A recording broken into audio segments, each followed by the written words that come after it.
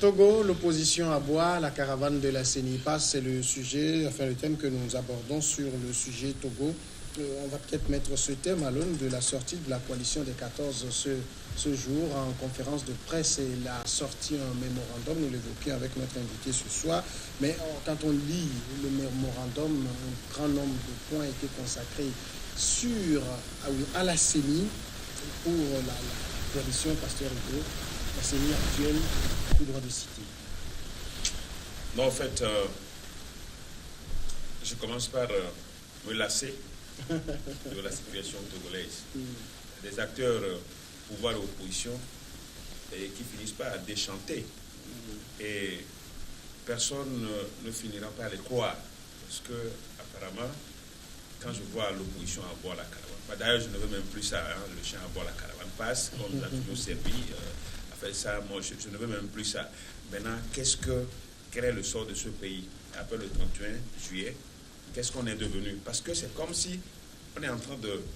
c'est un rebondissement, hein, une crise rebondie. On voit encore le rebondissement d'une crise. Alors qu'on est censé quand même, au lendemain du 31 juillet, rebondir un nouveau départ. C'était ça. Et tout le peuple togolais était dans cette dynamique. Mais aujourd'hui, ce qu'on est en train de voir, et quand on voit encore que d'un côté comme de l'autre, on ne sent pas la volonté réelle de faire avancer le Togo.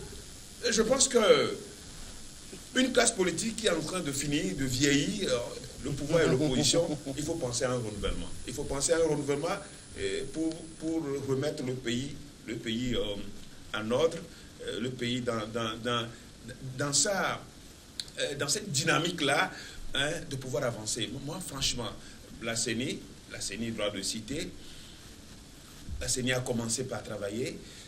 Au fait, la CENI, les travaux avaient été suspendus parce que la CEDEAO, les facilitateurs, avaient estimé quand même qu'ils attendent qu'on finisse, qu'il y ait une feuille de route avant que la CENI ne reprenne ses activités. Moi, j'aurais souhaité quand même que, après le 31 juillet, la CENI puisse demander, puisse alerter, saisir la CEDEAO pour savoir les conduites à tenir. Ça aurait été quand même l'idéal. Hein, là, comme ça, aujourd'hui, personne ne serait en train de crier sur la CENI parce qu'elle a saisi la CEDEAO pour toute fin utile. Alors, je voudrais, avant de continuer, donner lecture juste de cette partie du mémorandum de la CENI, de la coalition. Elle parle de la recomposition paritaire de la CENI entre les deux protagonistes de la crise à raison de 8 délégués pour chaque camp qui effectue sa propre répartition selon les prescriptions du code électoral. Et je lis également au niveau de l'accélération et la finalisation du recensement électoral, la coalition considère que tous les actes unilatéraux posés par le gouvernement et l'ancienne CENI sont de nature à compromettre la transparence et l'équité des élections et doivent être déclarés caducs et repris à zéro par la nouvelle CENI, y compris le choix des prestataires. Le choix du prestataire ZETES doit être annulé. Dominique Alizio. Je crois que il y a des gens qui, au niveau de la coalition, qui se sucrent, qui s'enrichissent autour de cette crise. Donc, pour eux, à chaque fois qu'il y a des approches de solutions, il faut créer d'autres tensions. Peut-être que, à ce faisant, ça peut encore les rapporter. Je dis bien, je sais de quoi je parle. Oui, parce que la feuille de route est contraignante et tous les partis doivent l'appliquer ou l'accepter tel qu'elle l'a présenté. C'est ainsi que le président de la commission, M. Brou, a dit aux acteurs, lorsqu'il est venu, il a rencontré les acteurs. Alors, la feuille de route, que dit la feuille de route? La feuille de route dit que la CENI travaille dans l'inclusivité. Mais la CENI, on n'a jamais parlé de la recomposition de la CENI. Est-ce qu'il faut une nouvelle feuille de route? Non, ça fait partie des réformes. Non, s'il te plaît. Les réformes en question, on a bien dit, par exemple, pour la Cour constitutionnelle, la recomposition de la Cour constitutionnelle. Mais on n'a pas dit la recomposition de la CENI. Parce que la CENI est une émanation d'un accord politique des mêmes protagonistes qui, en 2006, se sont entendus sur la composition. Et en 2013, sous l'intervention des chanceliers, les mêmes acteurs aujourd'hui, notamment l'ANC, tous ceux qui tournent autour dans la coalition, étaient d'accord sur la composition actuelle. Le Togo va passer son temps à des recommencements, à reprendre. Attends, je dis, soit notre opposition n'a pas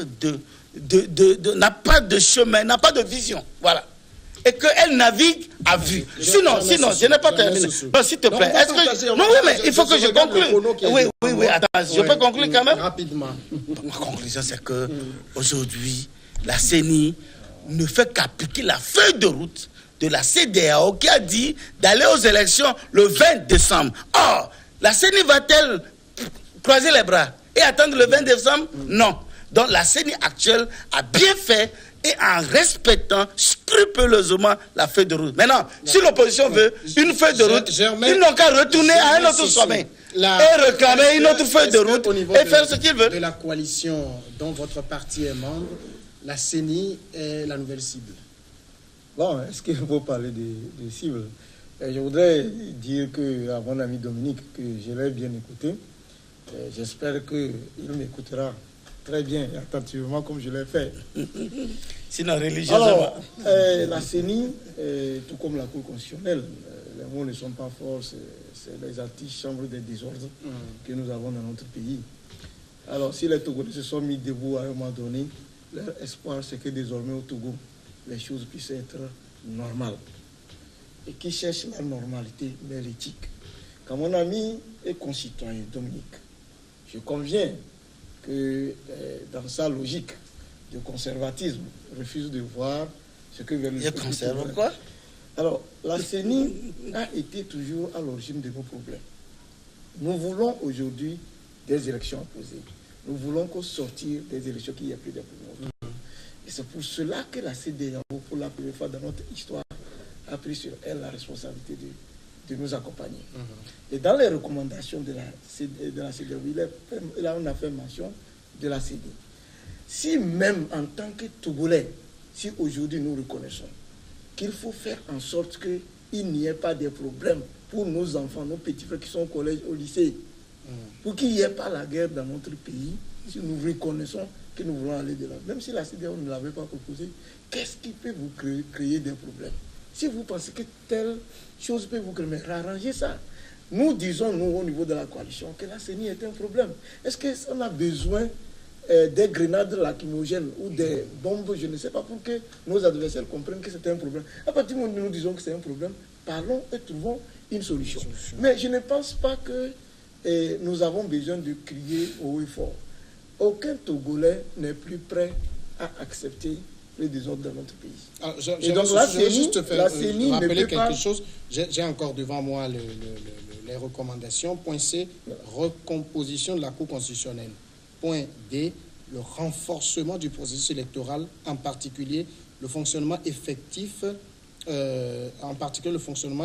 avec une participation inclusive de l'ensemble des acteurs à la CENI. Voilà. Il y a le mot recomposition utilisé pour la Cour constitutionnelle et renforcement et inclusivité. La CENI. Oui, mais je ne sais pas. Deux mots.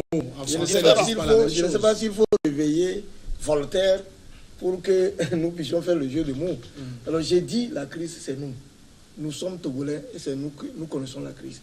Alors vous savez que dans notre pays également, il y a cette histoire de limitation de mandat présidentiel qui est finalement acceptée. Mais dans le temps aussi, on nous disait que non. Et la loi permettait aux gens de ne pas limiter le mandat. Pourquoi aujourd'hui le chef de l'État et tous ceux qui l'accompagnent acceptent qu'on limite le mandat? C'est parce qu'à un moment donné, il y a eu malaise. Ils ont compris finalement que les gens criaient, il faut arriver à l'éthique. Alors si aujourd'hui on dit que la CENI est un problème, il faut nous éviter les bras de fer. Parce que les bras de fer, je crois que les biceps et les triceps, tous les Togolais en ont. D'accord. Pasteur Edo, ce débat de recomposition au nom de la CENI, la coalition y tient aujourd'hui. Est-ce que c'est sur ça qu'il faut se focaliser actuellement? Même si ce n'est pas forcément cela, il a parlé tout à l'heure, quand nous voulons la normalité, il faut mettre de l'éthique. Donc il faut mettre l'éthique, ce qui veut dire que nous on sous-entend que dans cette inclusivité, il va falloir quand même qu'on se parle encore, même si c'est vrai. Je veux rappeler juste qu'au niveau de la CENI, on n'a pris aucune note pour exclure personne. Non, justement. Il y a des places vacantes. C'est parce que si les gens n'ont pas pu rentrer à la CENI, n'ont pas pu faire leur entrée à la CENI, c'est parce qu'ils estiment que la CENI a été un problème. Et que justement, on parle de renforcement. Le renforcement aujourd'hui, c'est de faire de telle sorte qu'au niveau de la CENI, on puisse parvenir à avoir des gens qui sont capables, au soir, au lendemain des élections, qu'on puisse que les résultats... C'est vrai qu'on ne peut jamais organiser une élection où les résultats ne sont pas comptés. C'est vrai qu'il y aura toujours des contestations. Mais qu'il faut minimiser. Mais est-ce que c'est pour autant qu'il faut demander que la CENI soit recomposée de manière paritaire entre protagonistes? C'est-à-dire coalition et unis se partagent 8-8 et comme si eux seuls doivent décider pour tout le Togo. Là, ce sont les acteurs politiques qui parlent. Même moi, en tant que membre de la société civile, je vois un peu quand même une exagération en demandant la composition paritaire. Parce que jusque-là, la composition paritaire, je ne m'y attendais pas. Je pensais quand même qu'on va toujours rester dans le domaine de l'accord politique global qui a permis quand même 17 membres, dont 5 pour le pouvoir, 5 pour l'opposition parlementaire, 3 pour l'opposition et 3 pour la société civile et 8 pour l'administration.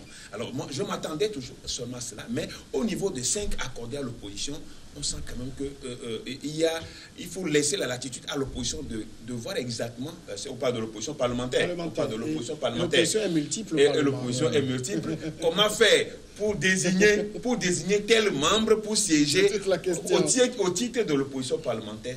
Mais au niveau de la société civile, c'est là où le bas blesse. Je suis désolé qu'au niveau de la société civile, elle est plurielle. Mais au niveau de la société, quand on prend quelqu'un qui est membre d'un parti politique, qui est actif dans un parti politique, et qu'on met actif dans un parti politique, qu'on met dans la société civile, au nom de la société civile, en tout cas je me dis. Il y a problème. En tout cas je me dis. Mais quand on va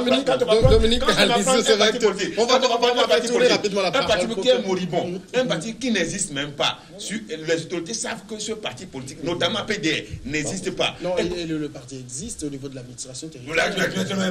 Qui sait? Donc Dominique Alizou, en demandant aussi une recomposition. C'est là où moi je vois quand il faut parler de ça. Une recomposition paritaire, c'est au niveau de la coalition, c'est clair. On veut faire jeu égal avec le pouvoir sur cela. Je vous dis que cette histoire sort du laboratoire sûrement d'Antoine Follet, le démarcheur. Et ça, je le dis. Il ne va pas me le démentir.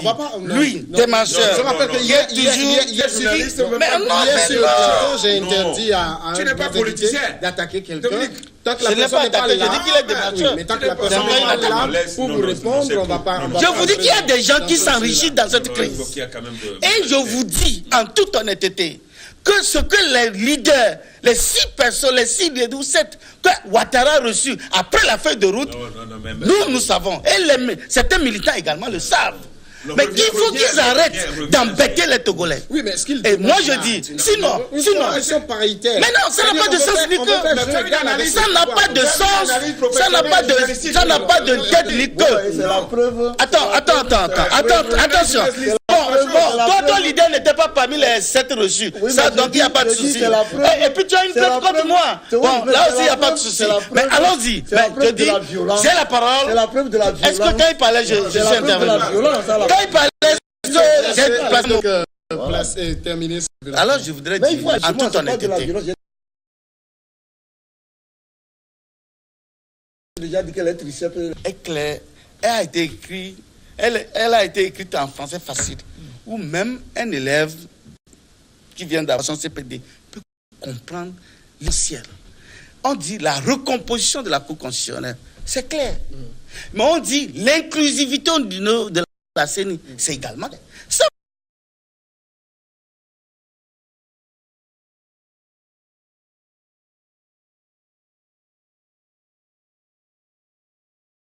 Je voudrais dire quoi? Comme 2006, dans la PG. La PG, on dit, le problème c'est la CENI. Ok, discutons. Et ils se sont mis d'accord sur la composition et qui était 11. Maintenant, en 2013, ils ont encore posé le problème. Et le G5, c'est-à-dire le groupe de 5 ambassadeurs, France, Allemagne, États-Unis et autres, se sont retrouvés et ils ont accepté que ça soit à 17, avec la composition précise. Et ils ont signé. Vous allez, l'opposition va passer son temps à signer des choses. Soit ils signent ce qu'ils ne savent pas, ou soit ils sont des responsables ou des irresponsables. S'ils sont responsables, vous n'êtes pas d'accord, vous ne signez pas. Mais dès lors qu'ils ont signé, c'est un acquis. Je dis, non, je n'entends pas l'opposition. Je dis, attention, on est en train de parler de la CENI. Et je suis en train d'expliquer à ceux qui nous suivent qu'à ce niveau, c'est un accord signé par la mouvance présidentielle et l'opposition. Point barre. Mais aujourd'hui, qu'on remette ça en cause, pour dire, non, s'il te plaît, pour dire que, non, attends, je dis, non, de 2006, on est allé à 2013. Et de 2013, bon, ça veut dire qu'à chaque année, à chaque fois, on crée la crise et on monte les enchères. On n'est pas sérieux. On n'est pas là. Vous créez la crise. Vous créez la crise. Je vais vous poser la... En tout cas, moi, je vous dis que les démarcheurs de cette crise, qui s'enrichissent, un jour, les Togolais vont les découvrir. Sans oublier Jean-Pierre Fabre, qui profite également des retombées de ce démarchage d'Antoine Folie. Je l'ai dit, je défie les militants de l'ANC. On ne va pas les attaquer sur le plateau. Je n'ai aucun problème. J'ai des informations. Je n'ai pas de problème. Parce qu'il faut penser au peuple togolais. On va dépassionner le débat, Pasteur Redo. On va dépassionner le débat. Donne les informations comme si tu es acteur c'est vrai que politique. Dominique touche un point très important. Est-ce qu'on va revenir sur des acquis chaque 5 ans? Non, qu'est-ce que vous appelez acquis? Vous savez, quand vous avez des problèmes, j'ai déjà dit. On met l'acquis dans la poubelle. Non, il ne s'agit pas de mettre dans la... d'accord. Mais donc, vous essayez de comparer ce qui s'est passé en 2006. En 2013. Non, je parle de 2006 d'abord, où nous sommes sortis. Nous ne voulons pas faire l'histoire. Tout le monde connaît comment on est sorti de 2005 avec les tueries organisées par votre camp et pourquoi nous sommes allés. Ah d'accord, vous, votre camp n'a pas tué. Non, je vais continuer. Bien sûr. Bien sûr que ton camp n'avait pas tué. Non, mais j'ai dit. Vous avez tué les Maliens, les étrangers à Bel là-bas. Arrêtez de regarder dans le rétroviseur. Oui, arrêtons de regarder ça. C'est lui qui nous ramène sur des histoires de...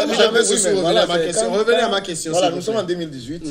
On reprend la question. Nous sommes en 2018 et c'est à la suite d'une crise qui est née en 2017.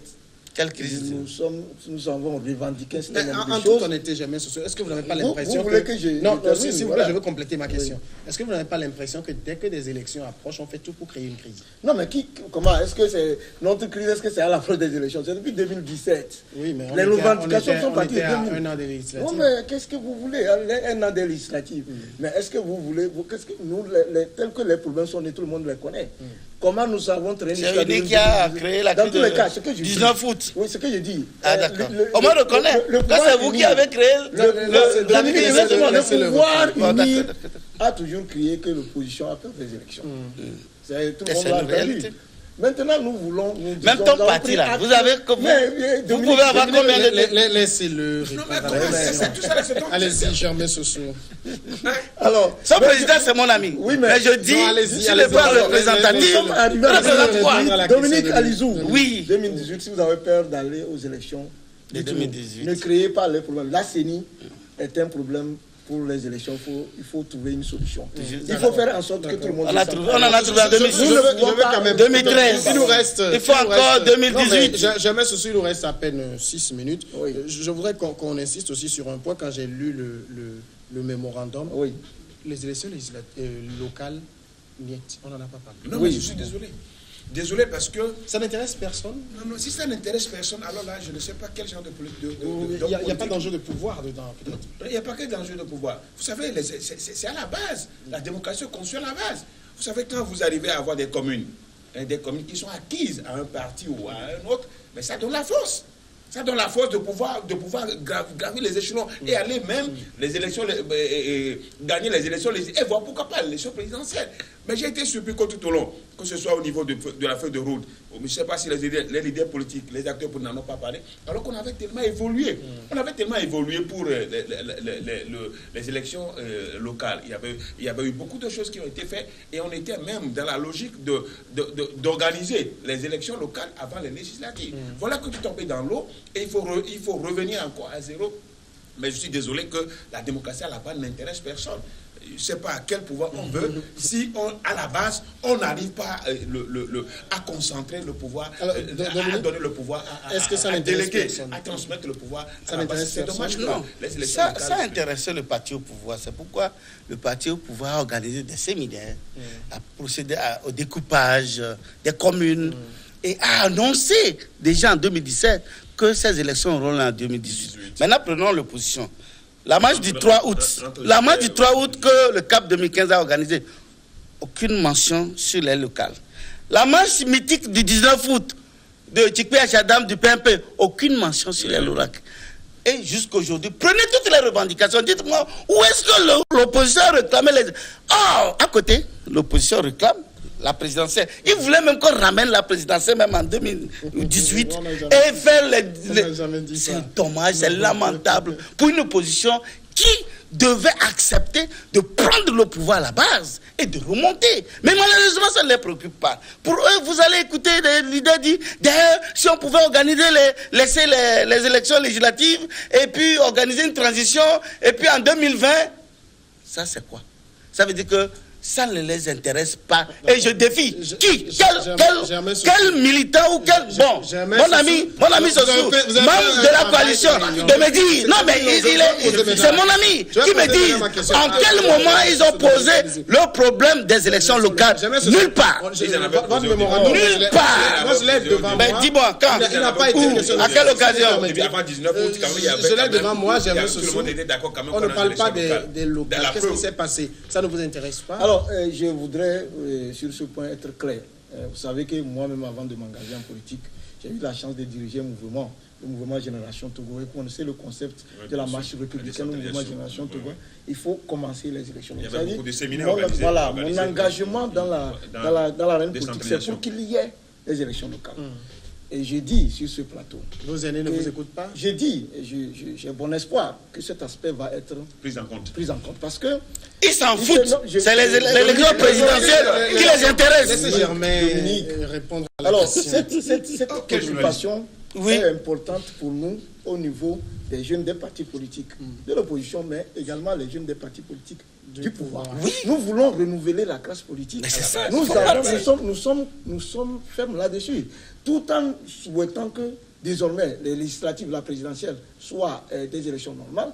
Nous insistons à l'organisation des élections locales. Ça, nous sommes fermes là-dessus. Et s'il n'y a pas les élections locales, il n'y aura pas de renouvellement de la classe politique. Mais c'est clair. Nous, c'est comme Dominique... Jean-Pierre n'a jamais organisé une assemblée générale élective. Depuis qu'il est installé à la tête de l'ANC, il est toujours... Ton président, depuis qu'il est à la tête du parti, il avait fait que le gaz écran.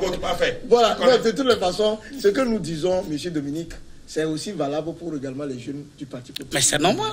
Donc il faut que nous puissions avoir le même son de cloche. Parce que nous ne pouvons pas aujourd'hui accepter que le processus au Togo soit déclenché sans encore les élections locales. Parce que ça fait plus d'une trentaine d'années qu'on a des délégations. Il faut mettre fin à ça. Les jeunes des partis politiques qui ont été toujours les porteurs de sacs, il faut faire en sorte qu'ils puissent se valoriser. Et sur ce discours, nous sommes fermes là-dessus. Donc voilà, les élections... Malheureusement, ça n'a jamais intéressé la coalition. Ça n'a jamais intéressé la coalition dont il fait partie. Il faut commencer par là. Dire à vos gourous de la coalition qu'il faut les élections locales. L'actuel ministre de la décentralisation avait quand même posé... On était même à l'hôtel Sarakawa, il y avait un séminaire où tous les acteurs politiques étaient là, nous étions, et ça a été vraiment une réussite, où tous les acteurs ont posé le problème. Il y avait 3 jours, on était là 3 jours, c'était magnifique. Et même on projetait, l'organisation des élections en 2018. En 2018, le ministre de l'Éducation l'avait annoncé. Ce qui était bon pour nous tous, parce qu'il va falloir, il y aura quand même un remaniement, et des jeunes à la à la base, vont commencer par mettre leur expérience, leur connaissance en valeur. Mais ce qui n'est pas le cas. Je crois qu'on a recruté tout ça là, on parle de législative, et là où nous en sommes aujourd'hui, comment est-ce que nous voulons que la démocratie togolaise évolue, hein, comme ça se fait. Et il y a un aspect fondamental. Ailleurs, les gens ont réussi leur démocratie parce qu'à la base, tout est fait à la base. Ça n'intéresse pas la coalition. Tu es un conseiller de la coalition. Allez leur dire que oui, mais attends, tu t'identifies toujours à l'opposition. Tu t'identifies toujours à l'opposition. Donc moi je dis, il faut. Pourquoi dans mon journal? Pourquoi j'ai dans mon journal? On écoute jamais. Monsieur Samuel, quand le gouvernement a fait le recensement général de la population de la capitale 2010, les résultats ont été clairs. Dans ces résultats, vous voyez une forte proportion des jeunes. Dans ces résultats, vous voyez que les jeunes et les femmes sont plus nombreuses. Qu'est-ce qu'ils font? Pourquoi ils se laissent les mener comme cela? Pourquoi ils ne réclament pas? Mais vous savez, c'est l'UNI qui a fait une mutation extraordinaire. Le président de l'UNI, il est jeune.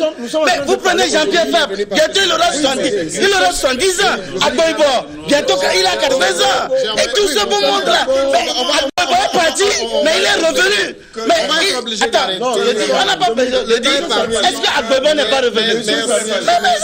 Merci. Au niveau de la jeunesse, au niveau de la providence divine baisse sur le Togo. Non, il faut qu'il y ait des élections locales. Merci beaucoup, Dominique Alizzi. Il faut des élections locales. Merci. Bien sûr, il faut en avoir. À demain. Les élections